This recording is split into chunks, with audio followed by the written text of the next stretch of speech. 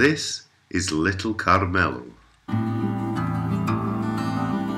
like him a lot, but he is scared of me. He is not a biter or something. You have a lot of dogs that, if they are scared, you know, they bite, but you know, he prefers to back off. É cão muito mansinho e dócil. É muito amigo, coitadinho, é muito medroso. É medroso. So when he sees me, he's always like, "Oh, you're gonna do something to me. I'm gonna hide." And this is a very typical shot of him. He's usually like this. So who's going to be operating on you then, Carmelo? Well, I'm Marja Wijnand and I've been a vet for 6 years now. And I've worked at 2 shelters in Holland, where I'm from. So I'm used to dealing with strays and wild animals.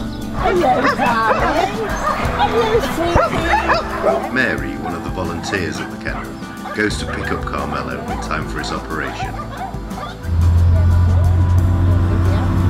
Strangely, the true blue shy guy seems to be warming up to human company now he's out on a trip. At the project myself, I do the sterilizations and the castrations, and as well when there's a dog with other problems like bite wounds or an abscess or paw problems, we treat them as well. The little guy seems very nervous, and Natasha tries to comfort him as best she can.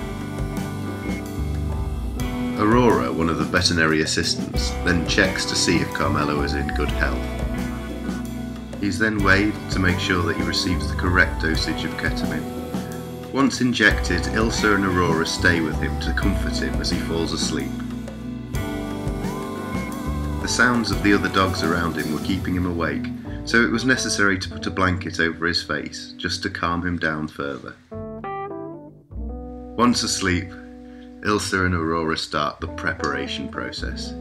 First he is shaved to make sure the area is clean of hair.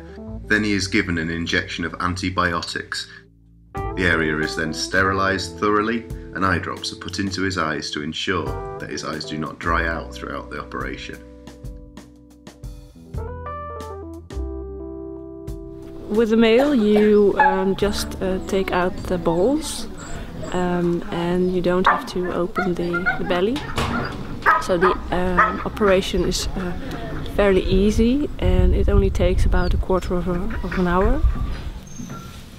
Maya is going to talk us through what happens in the operation. I'm going to push a ball a little bit forward and then make an incision in the skin. And there's a few layers until the ball pops out.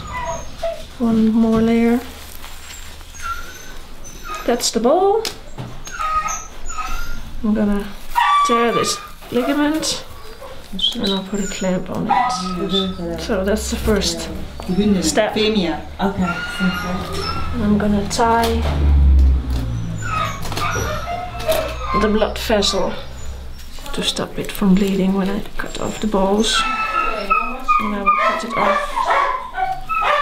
see if it's bleeding or not. Yeah. And that's it. That's the first one off. Now number 2. And the same procedure.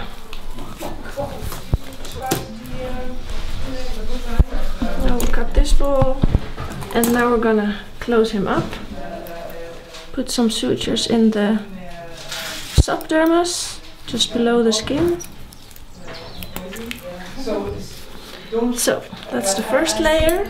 And I'm gonna do the sutures in the skin, so you don't see the sutures afterwards, and the dog can't get them loose.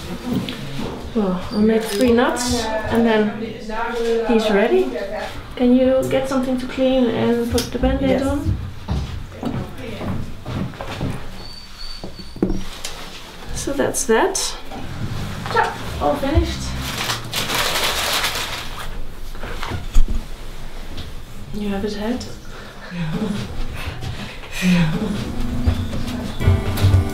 Well, there's a lot of stray dogs in Portugal and around the world.